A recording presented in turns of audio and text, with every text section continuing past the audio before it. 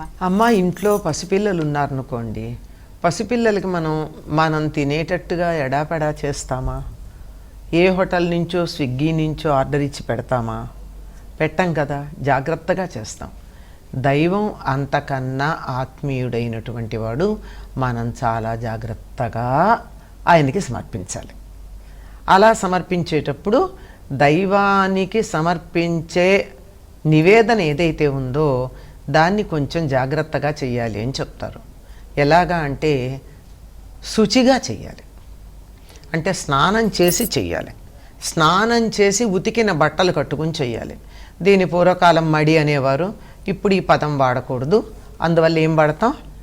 శుచిగా ఉతికినటువంటి బట్టలు, అటువంటి వస్త్రాలు కట్టుకుని తాను కూడా శుచిగా ఉండి వీలైతే మనసులో కూడా ఎటువంటి చెడు ఆలోచనలు లేకుండా చేస్తే బాగుంటుంది.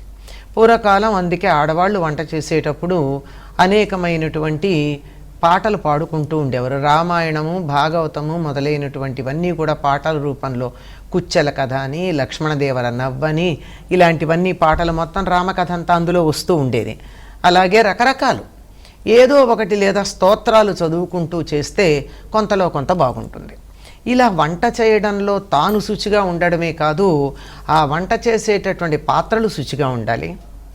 వంట చేసేటటువంటి పొయ్యి శుచిగా ఉండాలి. పూర్వకాలం పొయ్యి అలికి దాని మీద ముగ్గు వేసి ముందర వెలిగించిన తర్వాత ఆ అగ్నిదేవుడికి నమస్కారం చేసి మనం కడిగి పెట్టుకున్నటువంటి బియ్యంలో నుంచి 3 వేళ్లతో బియ్యం తీసుకుని 3 సార్లు అలా అగ్ని చుట్టూతా తిప్పి అగ్నిలో 3 సార్లు వేసేవారు. అంటే అగ్ని అయిపోయింది, ఇంట్లో హోమం చేసేసినట్టే. ఆడవాళ్ళు ఎంత గొప్ప హోమం చేసేవాళ్ళు పూర్వం.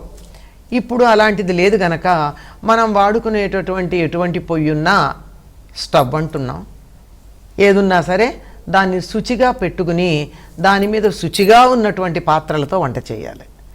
అంటే తాను శుచిగా ఉండాలి, పొయ్యి శుచిగా ఉండాలి, పాత్ర శుచిగా ఉండాలి. ఇవి సరిపోవు, వండే పదార్థాలు శుచిగా